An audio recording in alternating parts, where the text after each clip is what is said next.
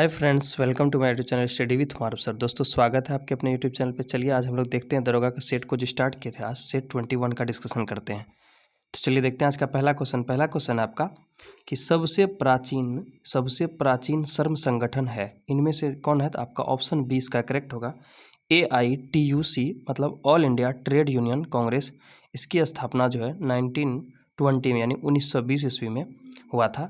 MN Joshi, Lala Lajpat Rai सबके सहयोग से। आगे है सामाजिक विकास की 3 अवस्थाओं का सिद्धांत मूलतः किसने प्रतिपादित किया था? इसका आंसर आपका ऑप्शन डी ऑगस्ट कॉमेट, याद रखिएगा। आगे देखते हैं नेक्स्ट क्वेश्चन आपका।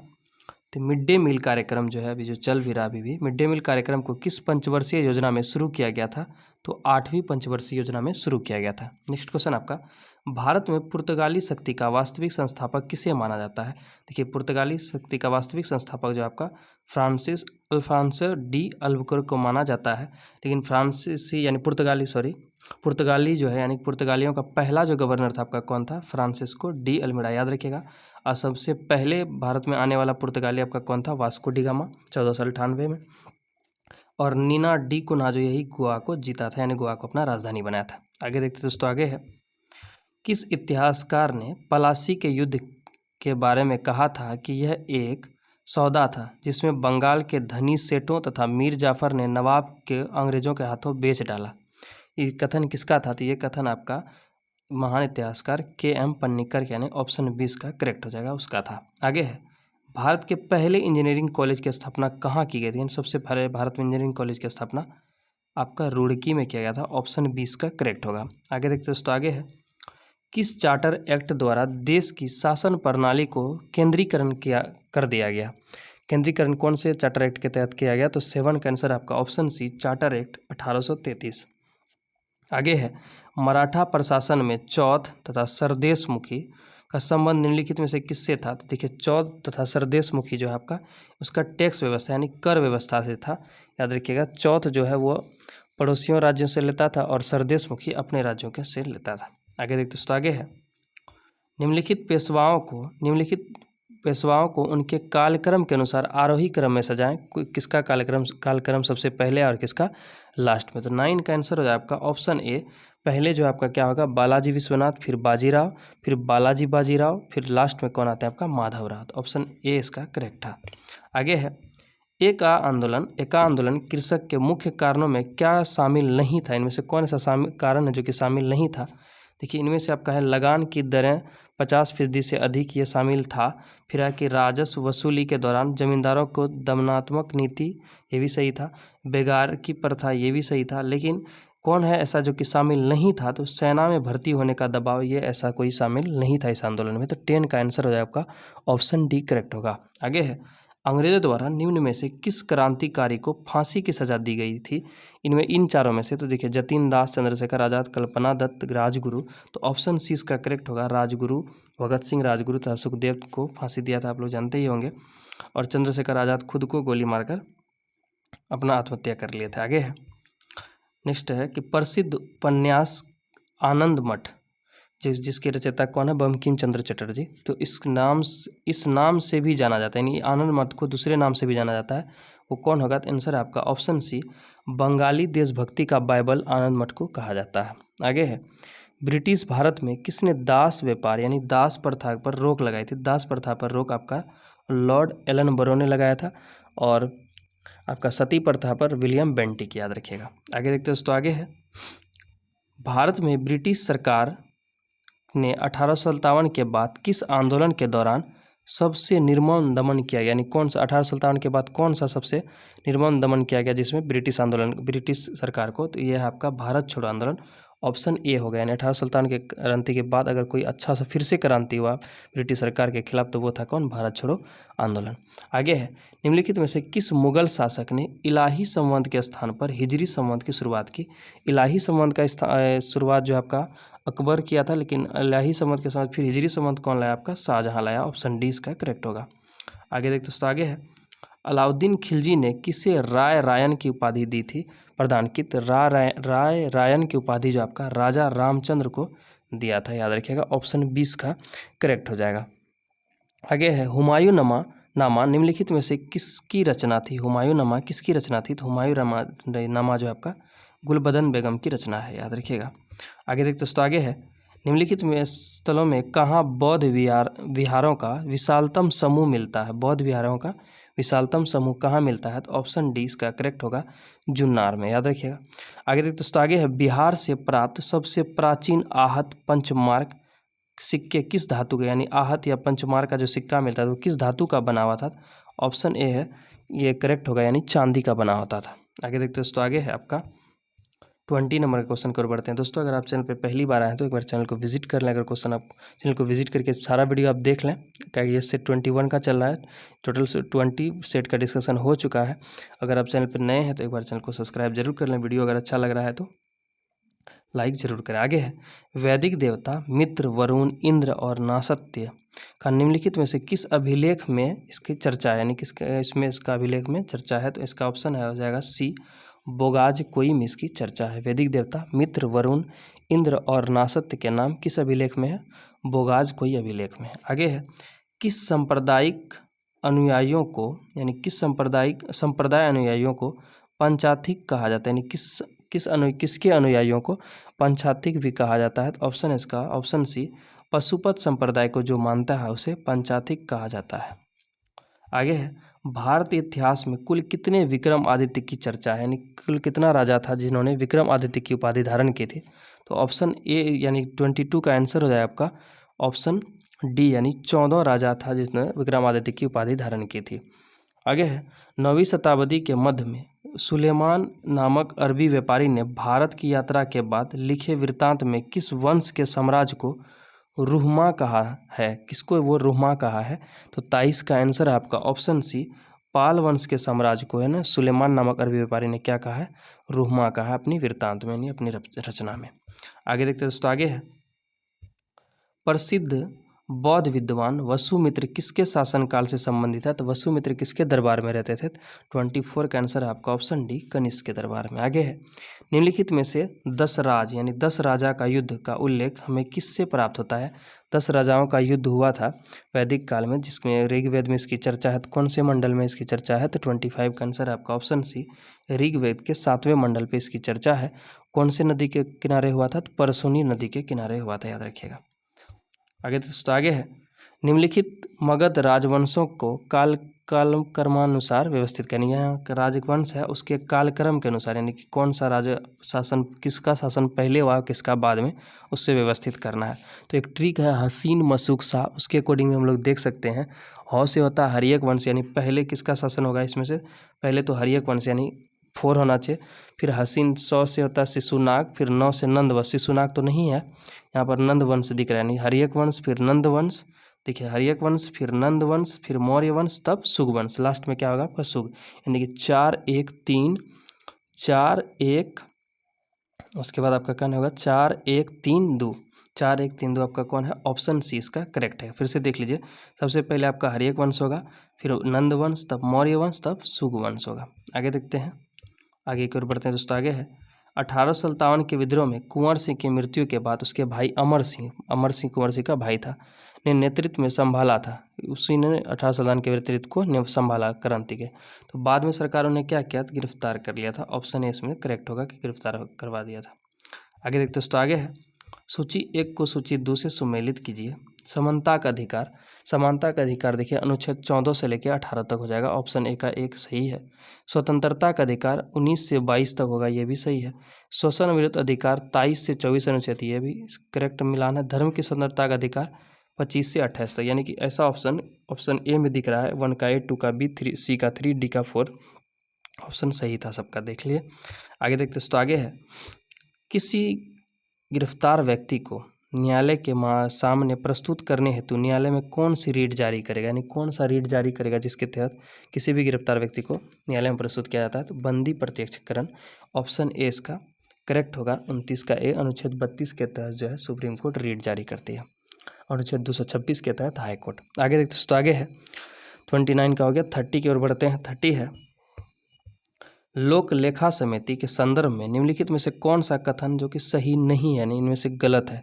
ऑप्शन है आपके सामने, आपको गलत कथन का चूज करना है कि इसमें कुल 22 सदस्य होते हैं, ये सही है। इसमें लोकसभा और राज्यसभा के दोनों सदस्य शामिल होते हैं, ये भी सही है। कोई मंत्री लोक लेखा समिति का सदस्य नहीं हो सकता, ये भी सही है।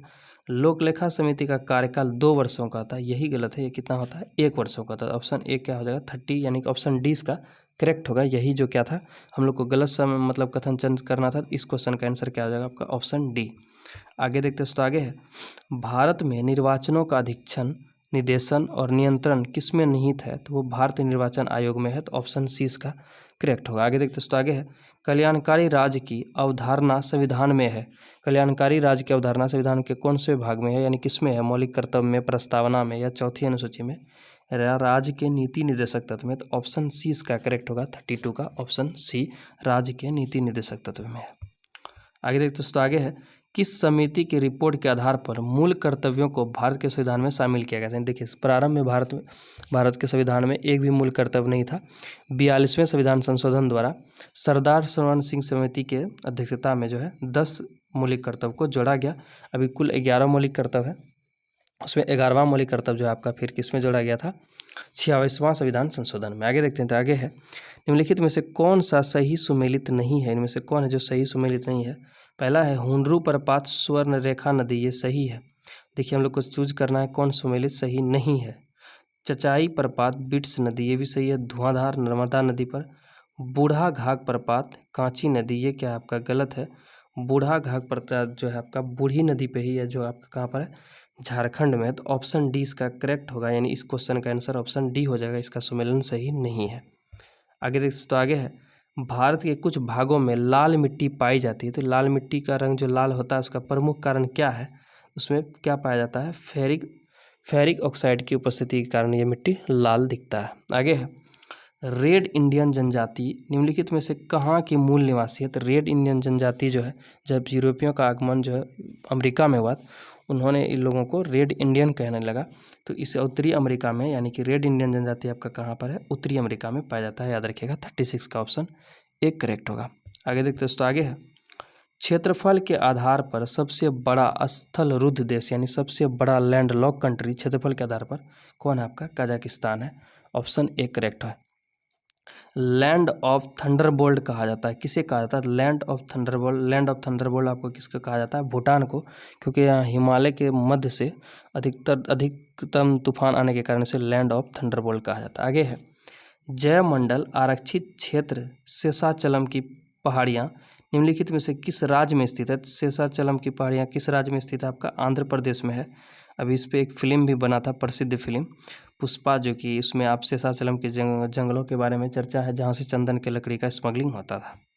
आगे देखते हैं, तो आगे है, निम्न में से कौन सा दर्रा पूर्वोत्तर भारत में स्थित नहीं है? कौन सा ऐसा दर्रा है जिसमें पूर्वोत्तर भारत में नहीं है? आपके सामने है, जयलापला ये भी है, बॉमडिला ये भी है, दीफू भी है।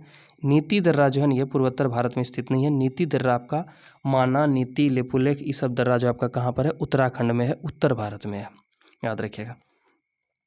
ये नीति दर्रा जो आपका पूर्वोत्तर भारत का दर्रा नहीं है। आगे है, स्पेन और फ्रांस के मध्य कौन सा पर्वत सीमा बनाता है? तो पिरेनीज पर्वत जो है स्पेन तथा फ्रांस के बीच मध्य सीमा बनाता है। आगे देखते हैं, तो आगे है, पंचभद्रा झील भारत के किस राज्य में स्थित है? तो पंचभद्रा झील जो आपका भद्रा होता है, भरदा दे दिया है, झील किस राज्य में स्थित है? तो ये आपका राजस्थान के बाड़मेर जिला में है, याद रखिएगा।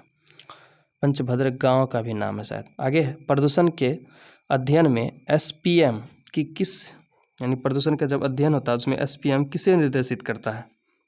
तो 43 का आंसर आपका option D, suspended particulate matter को निर्देशित करता है। आगे देखते हैं, तो आगे है, रक्त परिसंचरण की खोज किसने की थी? यानी रक्त परिसंचरण की खोज किसने की थी? तो इसका आंसर है आपका ऑप्शन सी, विलियम हार्वे के द्वारा रक्त परिसंचरण की खोज हुआ था। आगे देखते हैं, निम्नलिखित में से कौन कीटभक्षी पौधे का उदाहरण है? तो इसमें से ड्रोसेरा, यानी कि ड्रोसेरा जो आपका कीटभक्षी पौधे का उदाहरण है। आगे देखते हैं, तो आगे है, नाइट्रोजन एक आवश्यक अवयव नहीं है, किसका नहीं है? क्लोरोफिल का, RNA का, DNA का, ये तीनों का तो है। कार्बोहाइड्रेट का अवयव नहीं है, तो ऑप्शन डी इसका करेक्ट होगा। निम्न में से कौन सा हार्मोन पादप कोशिकाओं में नहीं पाया जाता है? कौन सा हार्मोन है जो कि पादप कोशिकाओं में नहीं पाया जाता है? जिब्रेलिन, ऑक्सीन, साइटोकाइनिन ये सब पाया जाता है, लेकिन एड्रेनलिन जो है ये पादप कोशिकाओं में नहीं पाया जाता है। याद रखिएगा, जंतु कोशिकाओं में पाया जाता है। आगे है डीपीटी का टीका निम्नलिखित में से किससे सुरक्षा हेतु लगाया जाता है। डीपीटी का टीका अक्सर बच्चे को लगाया जाता है, तो किसके सुरक्षा कारण लगाया जाता है, मतलब किसके सुरक्षा के विरुद्ध में लगाया जाता है। अगर वो लगाएगा तो वो नहीं होगा, तो आपका डिप्थीरिया, कुकुर खांसी, टिटनेस के सुरक्षा में लगाया जाता है।